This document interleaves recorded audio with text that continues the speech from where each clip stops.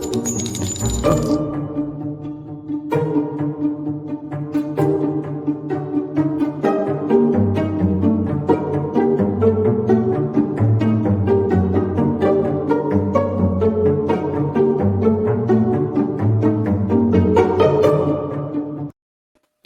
everybody, and welcome to the True Crime Squad. This is Katie Weaver. I'm here with my sister, co host, and partner in crime, Kristi Brower. Hello. Hello. How's it going? Oh, it's going good. Oh, yeah?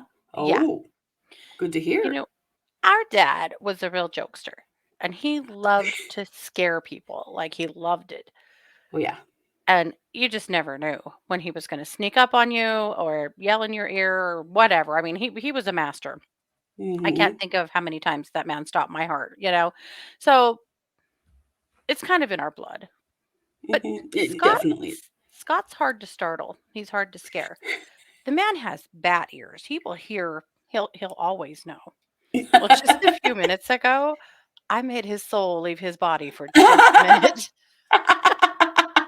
Wow. It's not often Yes, that you get him. That is funny. it just so happened that I was looking out the window in my bedroom, out back to see it raining, just as he walked out of the garage, and he did not see me.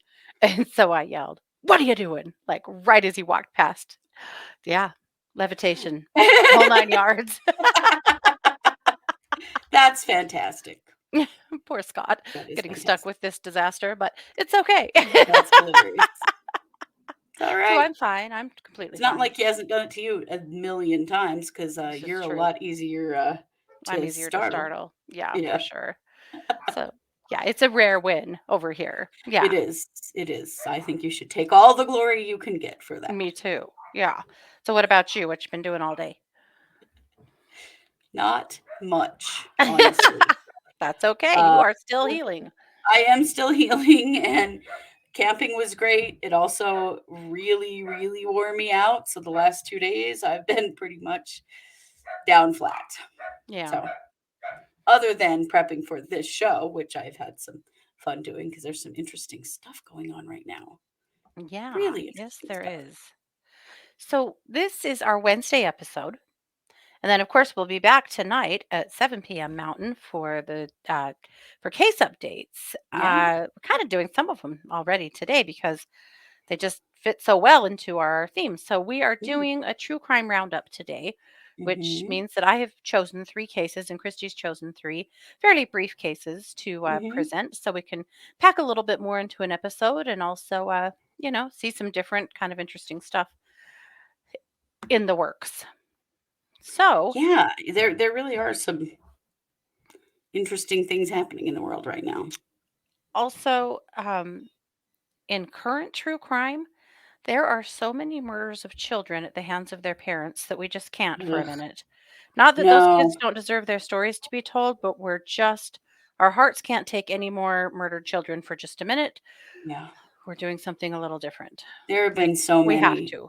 Yeah, Oh, if you just go check the headlines right now, it's just one after another. it is. It's terrible. Oh, it's too We'll talk much. about it again eventually, but holy shit, you guys. Mhm. I what is happening? What is happening? I don't know, but a little news that made me laugh today. Mm. The FBI caught up with Mike Lindell walking out of a Hardee's and seized his phone and gave him a gag order, which he immediately ran to the TV and broke. Yeah, But he sure did. anyway, his account of it is hysterical. It And is. also, I just wonder, do you think that they'll let him have one of his My Pillows in his cell? Well, I've heard that they're total bullshit and not comfortable at all. Therefore, I hope so. I don't Total think there's much bullshit. market left for them. He's all of his most of his big companies have pulled out, so maybe the prison system will have to start buying his pillows at discount rates. I don't know. That's true. They're on sale. If we start seeing these at the Dollar Tree, I'm still not buying one, but No, you'll know. definitely not. Anyway, so that gave me a giggle, but that's aside from that, let's kick it off. So you are going to start us off with an episode or a segment on paranormal crime. Yes.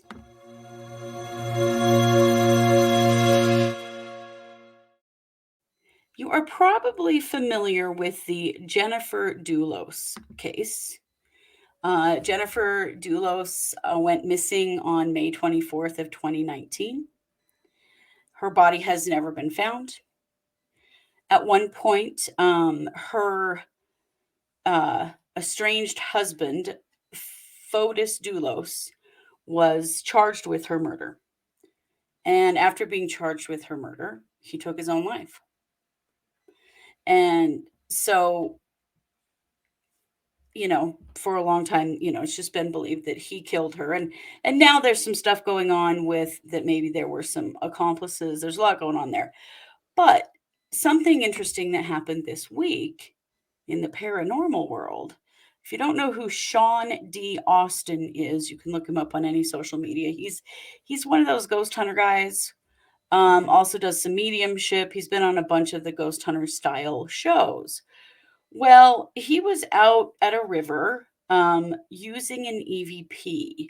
So an EVP is like, it's a radio, and it runs very quickly through all of like the FM bands as quickly as possible. And sometimes words come through it, and some people believe that I think they also call it a spirit box, where they think that those are spirits communicating with them. And I'm not going to give my opinion one way or the other on EVPs, but they were doing some EVP work and got a lead in the Jennifer Dulos case from the EVP. So I'm going to play a video for you that this is from Sean D. Austin's TikTok account, and you'll be able to hear the words that they got from the EVP. We had to look. We let it go for a whole entire year because we had no way to look in the river, but everything that we had paranormal evidence-wise and our feelings was that something was there clearly telling us. So I wanted just to show you some evidence that we got 2 years ago in the river. Was basically literally telling us to get a diver and the names that were mentioned. And here it is right now. This location is also under 3 miles from 80 Mountain Spring Road, where Fotis Dulos, the husband of Jennifer Dulos, may have brought her body.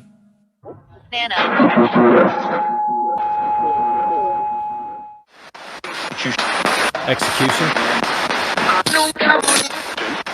Jen, is that item we just found in the corner over here where you said dive? Pence. That's it, Pence. What about Pence? Did he come with him? Help. Did he pick this spot? Did he pick this spot? They help. Who's they? Who's they?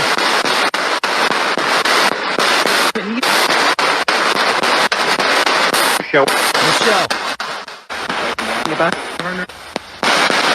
Move back corner. I hope. Help her. Murder. Who's murder?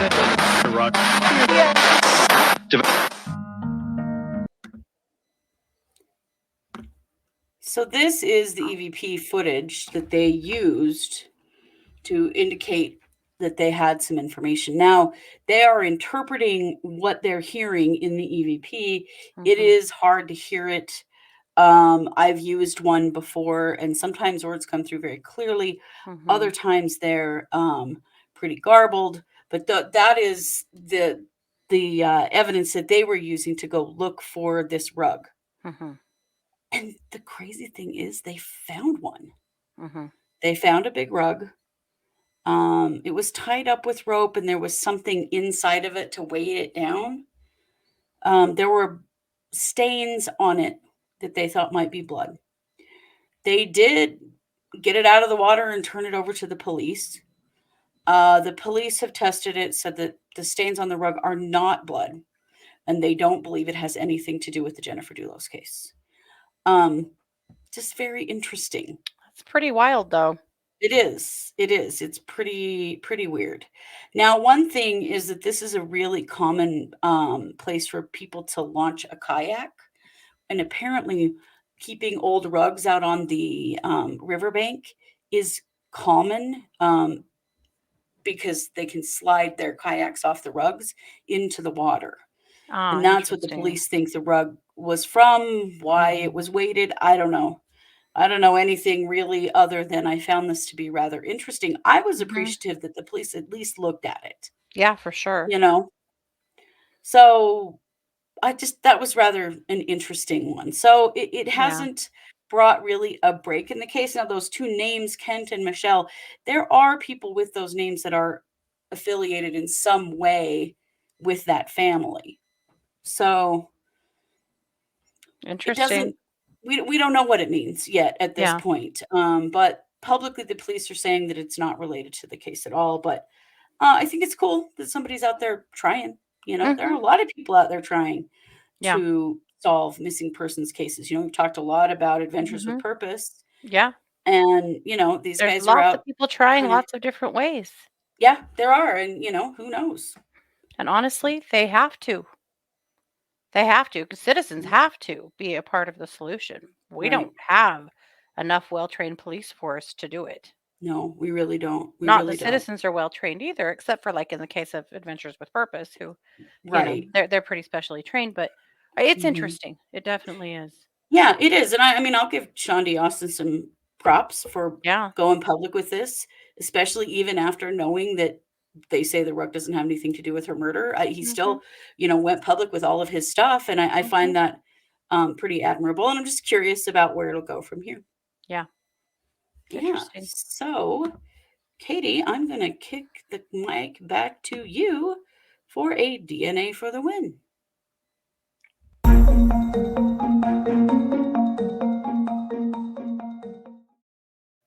It's definitely DNA. I don't know if it's for the win or not, but we're gonna call it that because that's the segment that we have. Fits the closest, right? Yeah. Back in September 2021, a woman was raped in Tennessee. And her rape kit went on the pile with everybody else's, and it's never been processed. Well, last week, when Cleotha Henderson was caught and charged with Eliza Fletcher's murder, that jogged the memory of some investigators that went, he was a potential suspect in a rape that happened a year ago. Oh boy.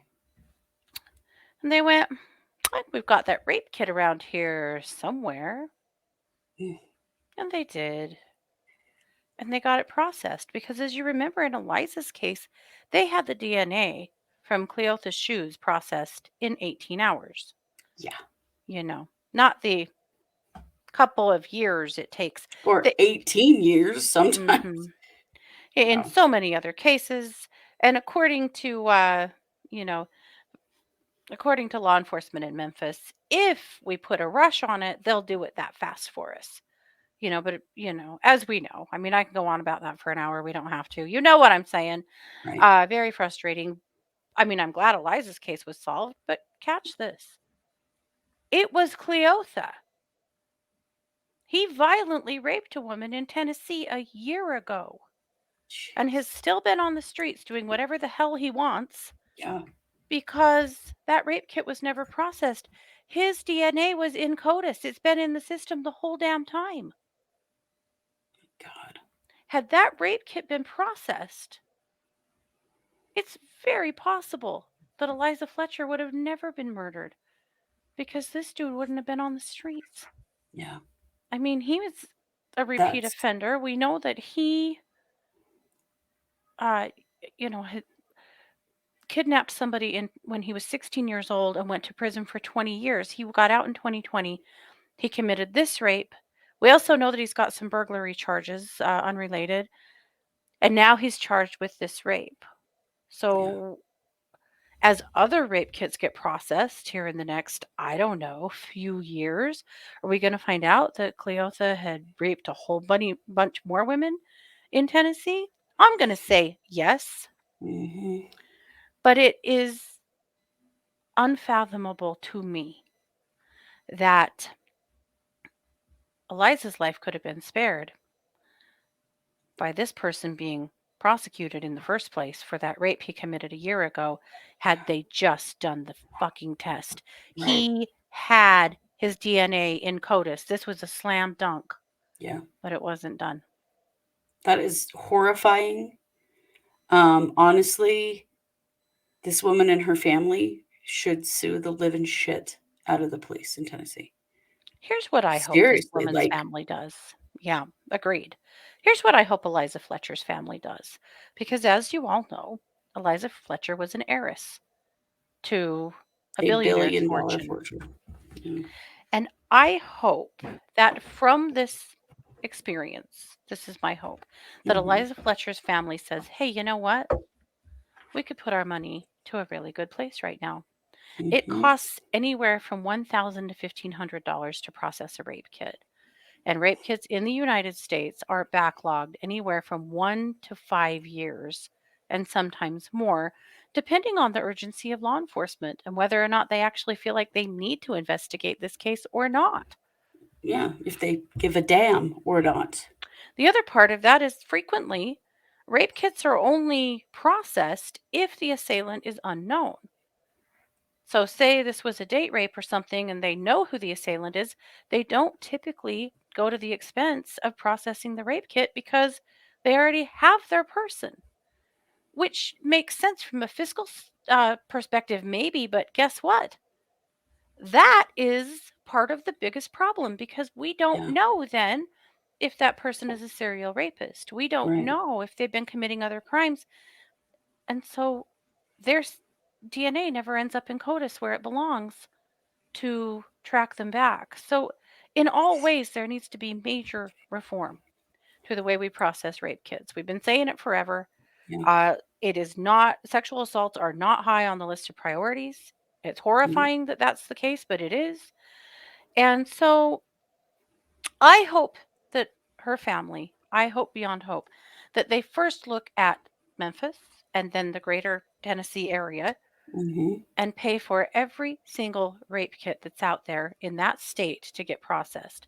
Yeah. And then I hope that they form a foundation and they get really busy helping to pledge money and earn money and get the backlog of rape kits off the shelf for good. Yeah. I also hope that their organization that I hope that they form lobbies hard with local law enforcement or with local politicians and with state and federal politicians to change the laws Yeah. because That all most rape states kits are don't required to have. be run at the time of the rape. Mhm. Yes, It's most such states bullshit. don't have a law. Don't have a No. law about how rape kits are to be handled. Nope. How? Low priority. Mhm. So it is my It's dearest just hope. women and girls, you know. Right. I mean, I realize it's also men and boys, but it is primarily women and Women and girls. girls. And, you know, we're just not in general a real high priority. Mhm. So there's an organization called endthebacklog.org, and I will link it in the show description. Go check them out. They have a lot of really good information. The stats are very fascinating. They've got some suggestions about how we can all start working harder to make a change as far as rape kits are concerned. And I'm definitely going to get on that. And I hope you guys too do too. But again, I really hope we see Eliza Fletcher's family rise from the ashes here after they can, have their moments. They need some time right now to process what just happened. But I Yeah. really hope they take some of that money and put it to a really, really good place Yeah. and get more sex offenders off the street, knowing that Absolutely. Eliza's life could have been saved. Yeah. Yeah. It certainly could have. He could have not been on the streets Yeah. if anybody Yep. gave a damn. Yep. Wow. Kristi, I'm going to kick the mic back over to you for a true crime update. Yes.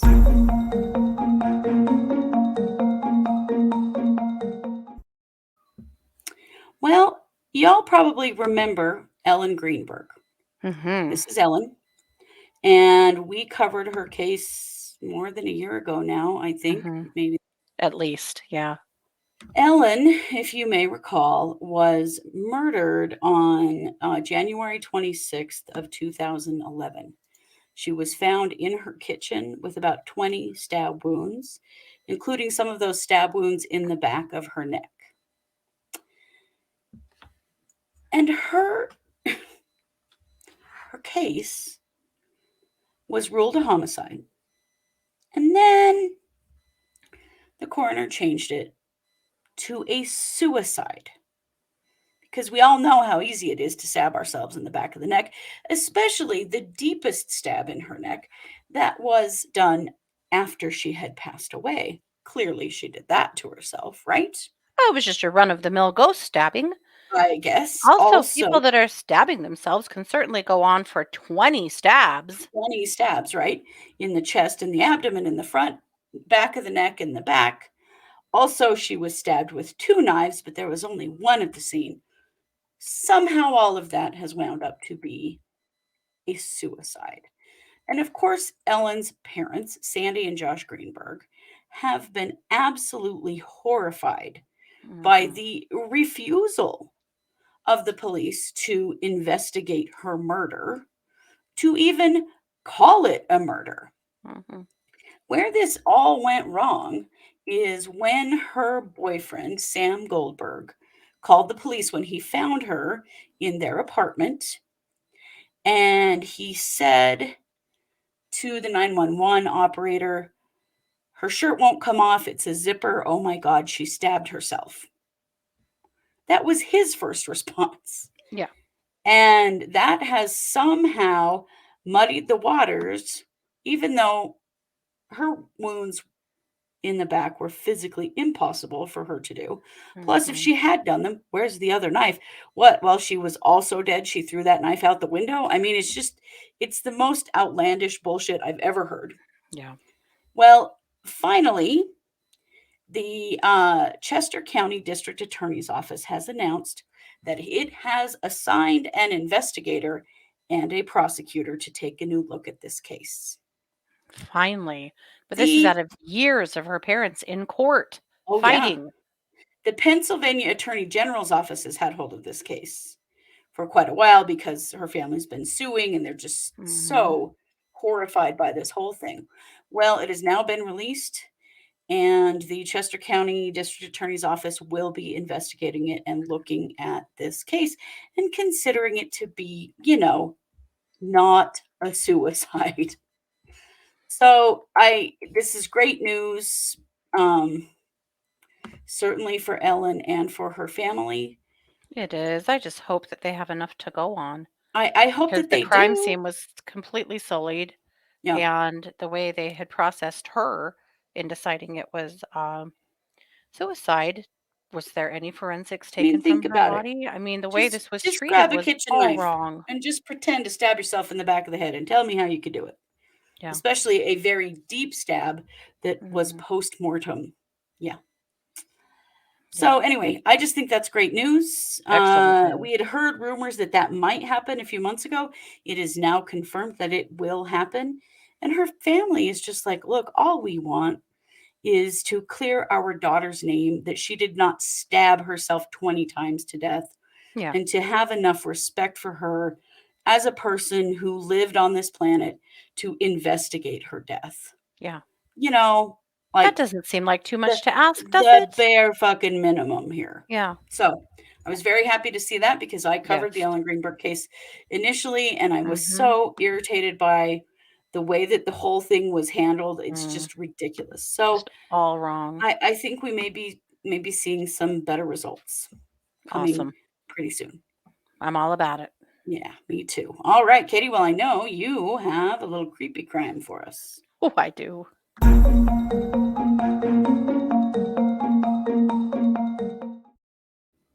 Have you ever heard of this dude? Whoa, who is that dude? Yikes.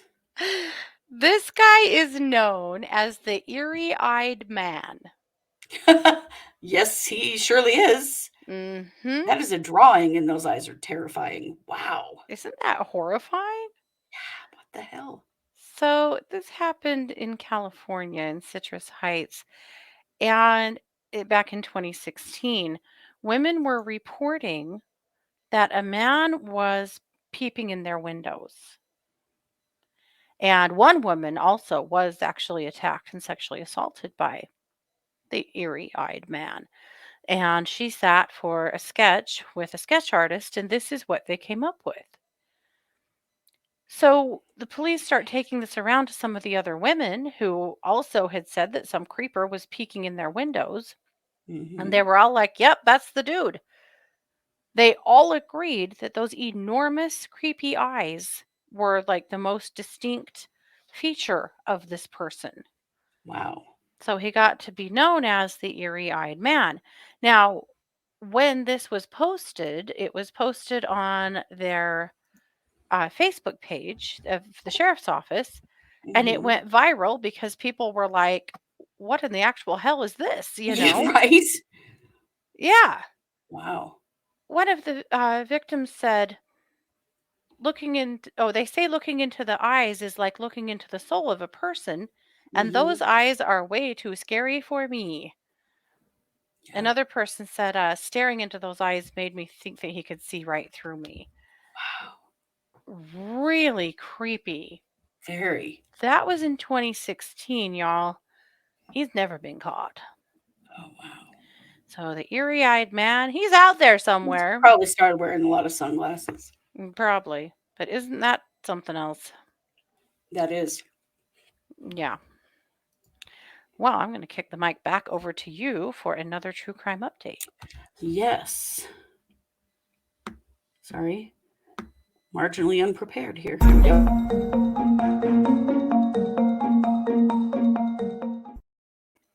Well, the first actual trial of a member of the Wagner family who allegedly did whatever, commit the Pike County Massacre. We did cover the Pike County Massacre a while back. But this is the trial of George Wagner III. Yeah. And what's happened is that George's brother and mother have both taken plea deals and pled guilty. Mm-hmm. So now George Wagner III or the fourth, George Wagner IV, who is the son, is currently standing trial. The trial started this week. This has been fairly traumatic because this is the first time since the murders that the information and the evidence that the police have has actually been public, because the other two cases they pled and took a deal. So these are the victims. These are all members of the Roden family or connected to the Roden family in some way. So these murders happened in Pike County, Ohio, in 2016. 8 people were murdered in, I think, 4 different crime scenes. Mm-hmm. And they were all murdered on the same night. So the first witnesses, Bobby Joe Manley and Billy Morgan, who found the first crime scene. Yeah. And called 911 and got the police coming. They were the first witnesses to speak. And something interesting about this, the way the judge is handling this, the judge is giving each witness the opportunity to say yes or no to being recorded and videoed. Mm-hmm. And both of these witnesses opted for no recording or video. Mm-hmm. But they did get on the stand and they did talk about what they saw when they went. They went to the home of Chris Roden Sr. and his cousin Gary Roden. Mm-hmm. They were paid to do chores on their farm, particularly to feed their chickens. And so they went over to feed their chickens and discovered that their dogs were sitting on the front porch. And these were indoor dogs. And they thought that was really strange. And so they went to the house to see what was up, opened the door, and here's this horrific scene Yeah. of these two men murdered. And so, let's see.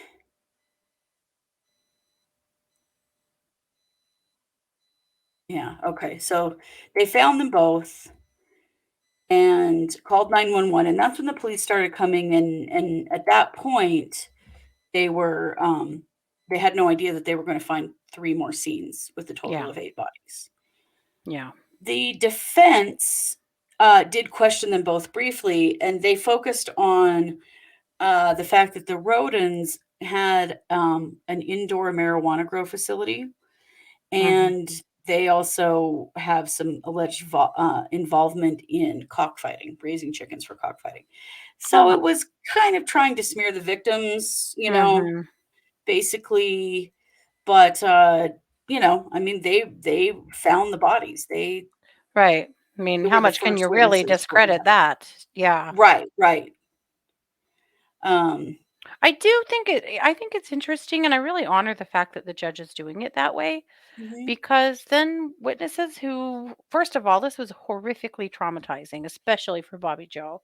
man, And yeah. for people who are going to be too afraid to testify as it is Mhm. without adding cameras and recordings, I think this is good. And It's a people who lot of don't care, pressure. that's fine. But yeah, people Yeah. who do, this is right. Yeah. Interestingly, coming up, George Wagner IV's mother and brother will both be testifying on behalf of the prosecution and Wow. the defense. Oh. It's said that there was some kind of pact made between these 4 family members, mom, dad, and the 2 Mhm. brothers, Yeah. that they were going to do this and that they would never turn on each other. Mhm. And then immediately, They brother and turned on each mother other. turned on each other. Uh-huh. So George Wagner III, the dad, is awaiting trial, and he will have trial after this one. Mhm. It's all pretty messy. I mean, it's pretty well Mhm. established that George did not actually participate in any of the murders. And the prosecution has admitted that they know that that's true. But what they're looking at here is that this was a conspiracy Mhm. and that he could just as easily get the death penalty, whether Mhm. he pulled the trigger or if he just knew and covered it up. Right. Yeah. So we'll see. There's lots more to come in the Wagner trial, but Oh, it's so much more. Yeah. it's a very challenging time for Pike County, Ohio. This is the worst you know mass shooting, I don't know, that they've ever Mass had. casualty event. Yeah. Yeah, and it's been so traumatic for their communities. So this is a really important opportunity for the public to know what actually do they know about what happened, because a lot of stuff has been held back. So we're Yeah. going to see a lot more of it going forward. So Yeah. just wanted to share that, and we'll keep an eye on this trial as well. Yeah. Yeah. So Katie, I'm going to kick the mic back to you for our very last segment, and of course, we're rounding up with Florida Man. Okay.